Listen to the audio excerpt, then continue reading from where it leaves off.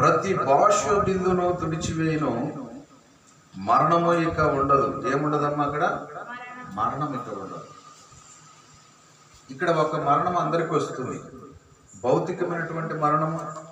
యేసు ప్రభువును నమ్ముకున్న, యేసు ప్రభువును నమ్మకపోయినా ప్రతి ఒక్కరికి, అందరూ వెళ్ళేటువంటి మార్గంలో ప్రతి ఒక్కరు వెళ్ళాల్సిందే. మరణం అందరికీ వస్తుంది, కానీ అక్కడ మరణమైనను ఇక ఉండదు, దుఃఖమైనను, ఏడుపైనను, వేదనైనను ఇక ఉండదు. మొదటి సంగతులు గతించి పోయినవని సింహాసనములో నుండి వచ్చిన గొప్ప స్వరము చెప్పుట ఏంటిని? ప్రైజ్ ది లార్డ్, హల్లెలూయా, హల్లెలూయా. అక్కడ మరణమైనను, దుఃఖమైనను, వేదనైనను, వేడుపైనను కూడా అక్కడ ఉండదు. అవన్నీ కూడా ఇక్కడనే. ఇక్కడ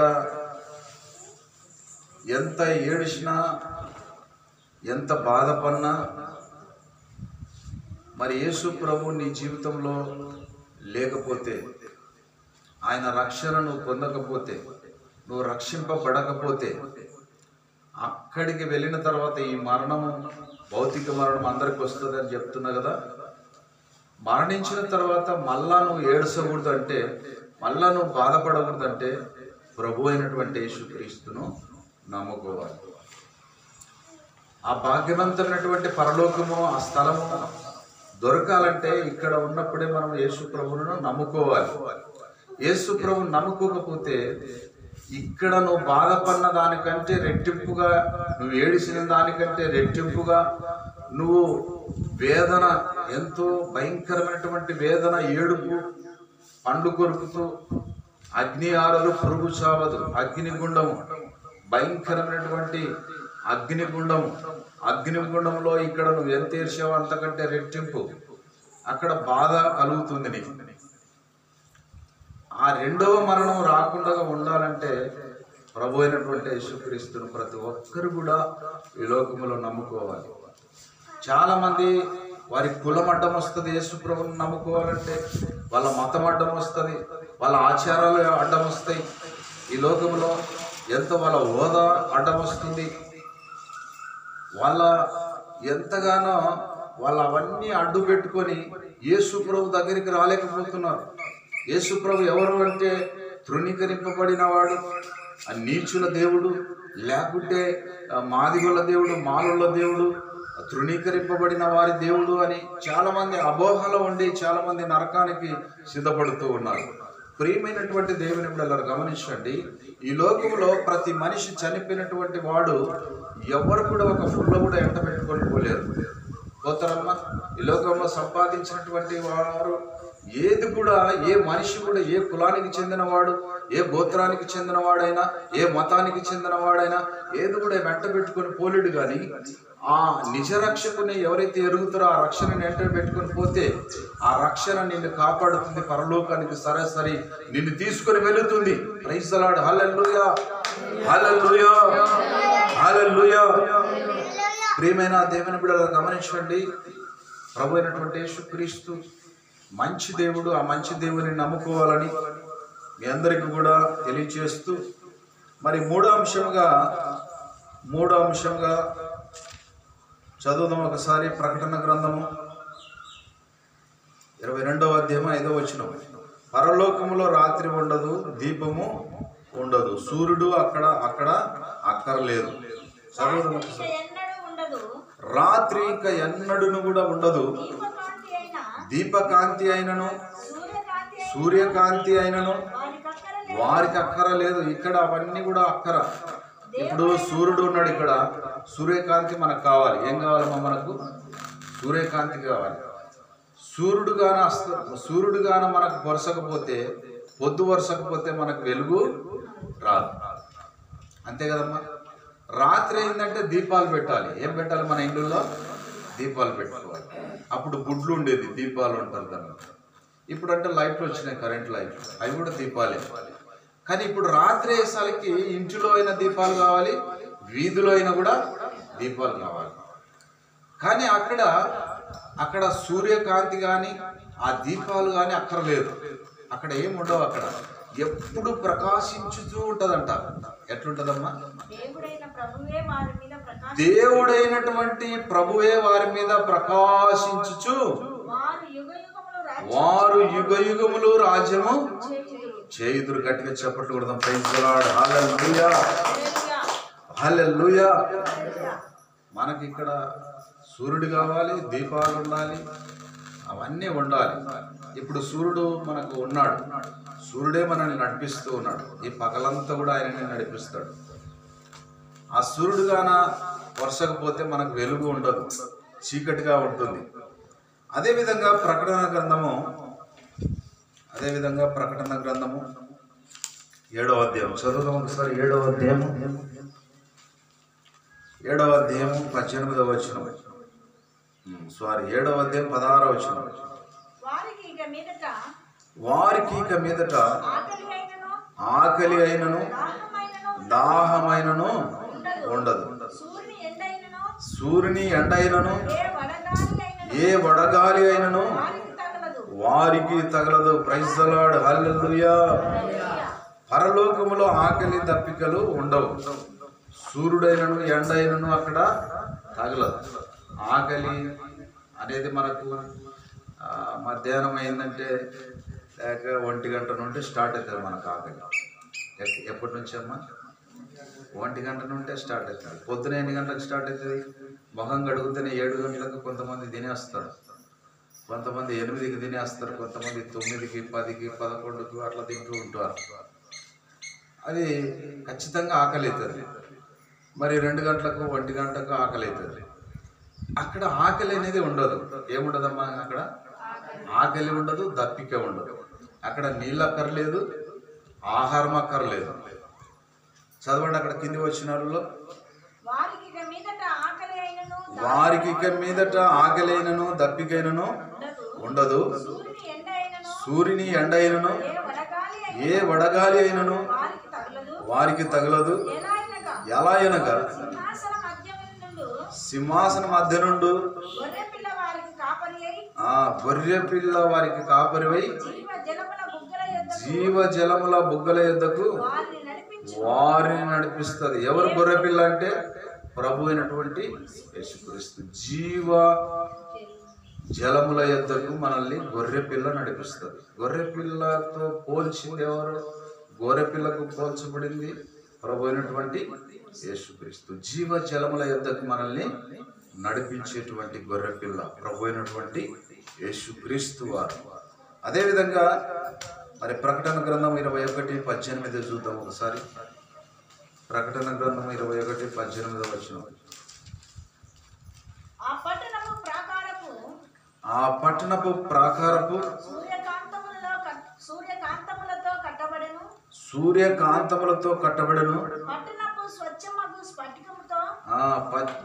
పట్టణపు స్వచ్ఛమగు స్ఫటికముతో సమానమైన శుద్ధ సువర్ణముగా ఉన్నది. ఆ పట్టణపు ప్రాకారపు పునాదులు అమూల్యమైన నానా విధముల రత్నములతో అలంకరించబడి ఉండెను. మొదటి పునాది సూర్యకాంతపురాయి, రెండవది నీలము, మూడవది యమునారాయి, నాలుగవది పచ్చ. చాలు. ఇక్కడ ఆ బంగారు పట్టణపు ఆ పునాదులు ఎలాగా వేయబడ్డాయని మనం ఆలోచన చేస్తే చాలా శ్రేష్టమైనటువంటి మరి వజ్రాలతో వేయబడ్డాయి. వజ్రాలు కావాలని, బంగారు కావాలని, ఎండి కావాలని మనం ఎంతగానో ఆశిస్తూ ఉంటాం. అసలు ఆ పునాదులే చాలా విశేషంగా ఆ పరలోకపు పట్టణము విశేషంగా వేయబడింది. అమూల్యమైనటువంటి నానా విధములైన రత్నములతోని. రత్నాలు తెలుసా మీకు? బంగారు రత్నాలు అంటారు కదా, వజ్రాలు గుడుకుతారు కదా. వజ్రాలు గుడకడానికి చాలామంది షేర్లు పట్టుకొని ఊర్లు పట్టుకొని తిరుగుతూ ఉంటారు.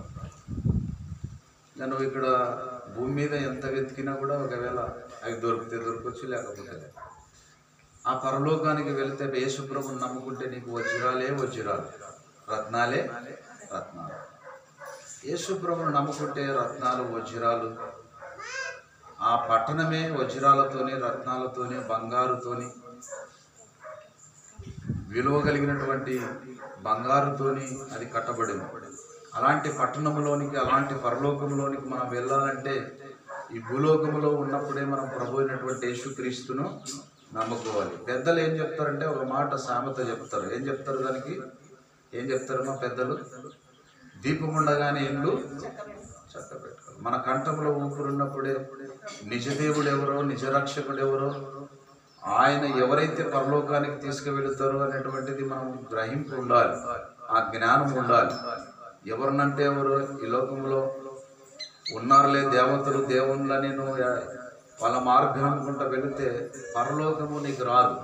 పరిశుద్ధ గ్రంథమైన బైబిల్ తెలియజేస్తుంది, ప్రభు అయినటువంటి యేసుక్రీస్తు విశేషమైనటువంటి దేవుడు, ఆయననే ఉన్నతమైనటువంటి దేవుడు. నీ కొరకు నా కొరకు ప్రాణం పెట్టి మరణించి తిరిగి లేచినటువంటి దేవుడు ఎవరన్నా ఉన్నారంటే ప్రభు అయినటువంటి యేసుక్రీస్తే. ఏ దేవుడు కూడా నీ కొరకు, నీ పాపాల కొరకు ప్రాణం పెట్టలేదు. ప్రభు అయినటువంటి యేసుక్రీస్తు మాత్రమే నీ పాపం కొరకు, నా పాపం కొరకు, ఈ లోక మానవాళి చేసిన పాపముల నిమిత్తం కొరకు ఆయన ఒక్కసారిగా బలపశువుగా వధించబడి మరణించి సమాధి చేయబడి తిరిగి లేచినటువంటి నిజరక్షకుడు. Praise the lord, hallelujah, hallelujah. అదేవిధంగా ప్రకటన గ్రంథము 2వ అధ్యాయం, అదేవిధంగా ప్రకటన గ్రంథం 2వ అధ్యాయం 11వ వచనం, 6వ అంశంగా పరలోకములో మరణాలు ఉండవు, సంఘములతో ఆత్మ చెప్పుచున్న మాట చెవిగలవాడు వినుడుగాక, జయించువాడు రెండవ మరణం. చాలా జాగ్రత్తగా వినండి. జయించువాడంట రెండవ మరణం వలన, చదవండి, ఏ హానియు చెందడంట. ఇది జాగ్రత్తగా ప్రతి మనిషి కూడా గ్రహింపు కలిగి ఈ వాక్యాన్ని ఫాలోఅప్ చేసుకోవాలి. రెండవ మరణాన్ని చెందకుండా ఉండాలంటే ప్రభు అయినటువంటి యేసుక్రీస్తు మాత్రమే మార్గమై ఉన్నాడు. ఆయననే నమ్ముకోవాలి. ఆ రెండవ మరణం ప్రతి మనిషికి రాకుండా ఉండాలి అంటే ప్రభు అయినటువంటి యేసుక్రీస్తును నమ్ముకోవాలి. మరొకసారి చదువుదాం ఆ మాటను. సంఘములతో ఆత్మ అంటే ఎవరు? దేవుని ఆత్మ. సంఘములతో ఆత్మ చెప్పుచున్న మాట చెవిగలవాడు వింటాడు. జయించువాడు రెండవ మరణము వలన, రెండవ మరణం ఉంటుందంట ప్రతి మనిషికి. అర్థమైందమ్మా? అయ్యా, ప్రతి మనిషికి రెండవ మరణం ఉంటుందంట. రెండవ మరణము నీకు హాని చేయకుండా ఉండాలి అంటే ప్రభు అయినటువంటి యేసుక్రీస్తుని నమ్ముకుంటేనే నీకు రెండవ మరణం హాని చేయదు. ఒకటవ మరణం ప్రతి ఒక్కరికి హాని చేస్తుంది. అర్థమైందా? నువ్వు ఏ కులస్థుడవైనా, ఏ గోత్రస్థుడవైనా, ఏ మతస్థుడవైనా ఒకటవ మరణం అందరికీ హాని చేస్తుంది, అందరినీ తీసుకొని వెళుతుంది. కానీ రెండవ మరణం నీకు హాని చేయకుండా ఉండాలంటే ఈ లోకములో ఉన్నప్పుడు నిజరక్షకుడు, నిజదేవుని నిన్ను నమ్ముకుంటేనే ఆ రెండవ మరణం నీకు హాని చేయదు. ఆయననే ప్రభు అయినటువంటి యేసుక్రీస్తు ఆ రెండవ మరణాన్ని జయించినటువంటి వాడు. మరణపు ముళ్ళును విరిచిన దేవా, మరణ భయమును తొలగించావు. మరణపు ముళ్ళును విరిచిన దేవా, మరణ భయమును తొలగించావు. మనిషిని నేటికి వేటాడుతున్నా మరణ భయమును విడిపించావు. మనిషిని నేటికి వేటాడుతున్నా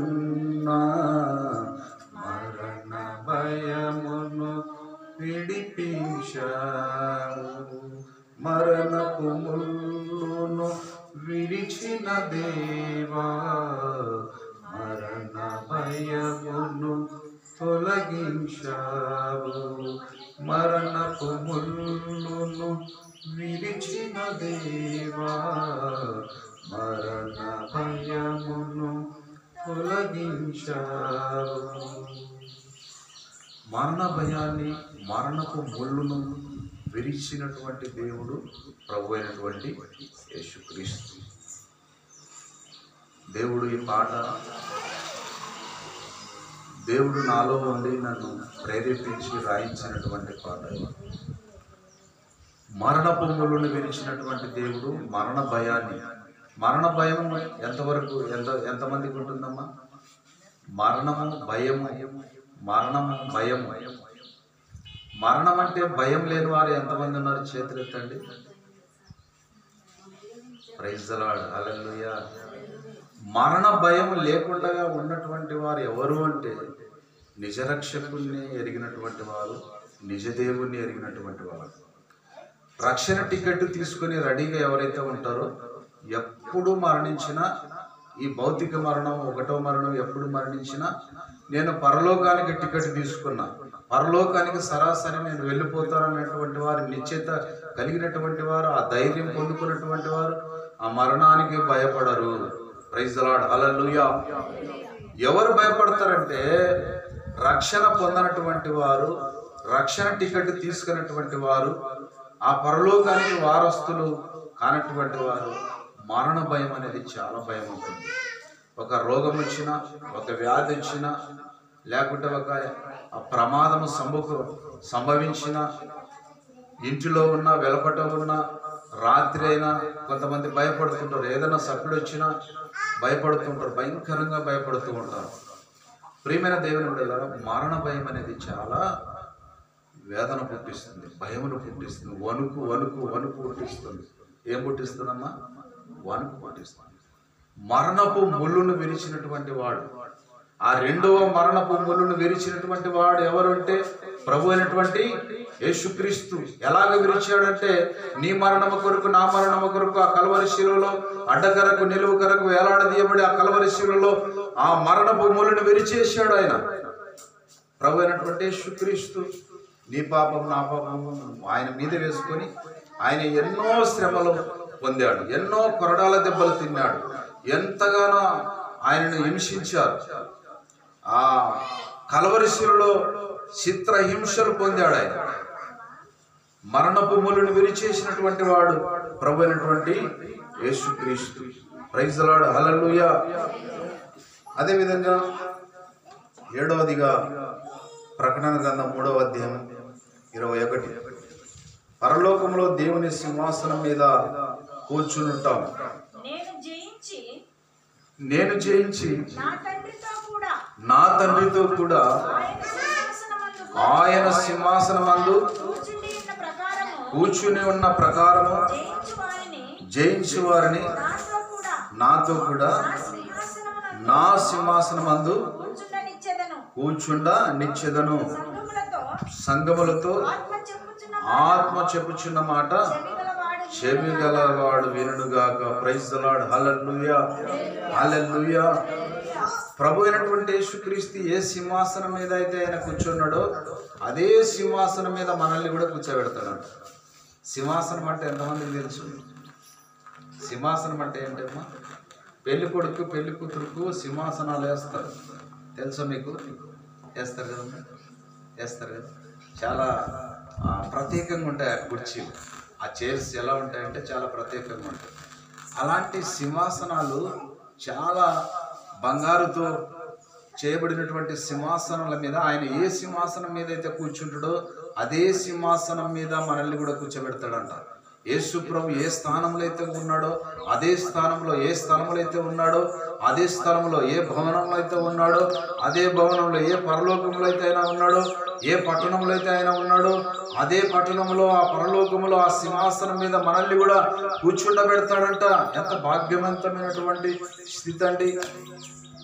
ఆ భాగ్యవంతమైనటువంటి స్థితి అందరూ పొందుకోవాలని దేవుడు, అందరూ అంతటా మారు మనసు పొందాలని దేవుడు ఎంతగానో ఇంకా బ్రతిమాలుచూ ఉన్నాడు, పిలుస్తూ ఉన్నాడు. ఆయన చేతులు చాచి ఉన్నాడు. భూదిగంధ నివాసులారా నా వైపు చూసి రక్షణ పొందండి అని ఆయన పిలుస్తూ ఉన్నాడు. ప్రయాసపడి భారం మోసుకుంటున్న సమస్త జనులారా నా యొద్దకు రండి, మీకు విశ్రాంతిని కలగజేస్తాను, మీకు రక్షణ ఇస్తానని పిలుస్తూ ఉన్నాడు ఆయన. ఎంతమంది ఆ యొక్క వాయిస్కు ఆయన యొక్క పిలుపుకి ఎంతమంది అయితే లోబడుతున్నారో, ఎంతమంది అయితే ఆయనను నమ్ముకుంటారో వాళ్ళకే ఆ భాగ్యవంతమైనటువంటి స్థితి దొరుకుతుందని వాక్యమైనటువంటి బైబిల్ మనకు తెలియజేస్తుంది. Praise the lord. Hallelujah, hallelujah. అదేవిధంగా చివరిగా యాకోబు రాసిన పత్రిక 8వ అంశంగా యాకోబు రాసిన పత్రిక 1వ అధ్యాయం 12వ వచనం. పరలోకంలో దేవుడు జీవ కిరీటం ఇస్తాడు. ఏమిస్తాడు? శోధన సహించువాడు ధన్యుడు, అతడు శోధనకి నిలిచిన వాడై ప్రభువు తను ప్రేమించు వారికి వాగ్దానము చేసినటువంటి జీవ కిరీటము పొందును. చాలు, వాగ్దానముతో కూడినటువంటి జీవ కిరీటం మనకి ఇస్తాడంట. కిరీటాలు పెడతారు. ఏ కిరీటాలమ్మా? కొంతమంది కిరీటాలు కావాలని ఈడ కొట్లాడుతూ ఉంటారు. అర్థమైందా మీకు? ఇప్పుడు డ్రామ్ వేస్తే ఏం పెడతారు? డ్రామ్ వేస్తే ఏం పెడతారమ్మా? కిరీటాలు పెడతారు కదా. మరి అక్కడ కూడా కిరీటాలు ఉంటాయంట మనకు. ఏ కిరీటం అది? జీవ కిరీటం. ఆ జీవ కిరీటం కావాలంటే ఎవరైతే తనను ప్రేమిస్తారో, యేసు ప్రభు ఎందరైతే ఆయనని ప్రేమిస్తారో వాళ్ళకే ఆ జీవ కిరీటం వస్తుందంట. అలాంటి జీవ కిరీటం పొందుకోవాలి నువ్వంటే యేసు ప్రభును నమ్ముకోవాలి ఈ లోకంలో ఉన్నప్పుడే. అదేవిధంగా చివరిగా మీకు ముగిస్తున్నాను. మరి 2వ కొరింథీయులకు రాసిన పత్రిక 5వ అధ్యాయం 1వ వచనంలో, కొలస్సీలకు రాసిన పత్రిక 3వ అధ్యాయం 2 నుంచి 3 వరకు, మత్తయి సువార్త 6 నుంచి 31 నుంచి 34 వరకు అక్కడ చాలా విశేషమైనటువంటి వాక్య భాగాలు ఉంటాయి. పరలోకము గురించి అక్కడ రాయబడి ఉంటుంది. చదువు ఒకసారి. 1వ కొరింథీయులకు రాసిన పత్రిక, 2వ కొరింథీయులకు రాసిన పత్రిక 5వ అధ్యాయం 1 నుంచి. భూమి మీద మన గుడారమైన ఈ నివాసము శిథిలమైపోయినను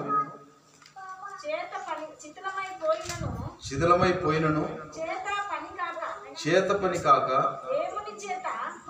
ఏమంటామా ఇక్కడ జాగ్రత్తగా గమనించండి. దేవుని చేత కట్టబడినది నిత్యమైనది అయిన నివాసము పరలోకమందు మనకు ఉన్నదని ఎరుగుదుము. పరలోకమందు ఉన్నదంట.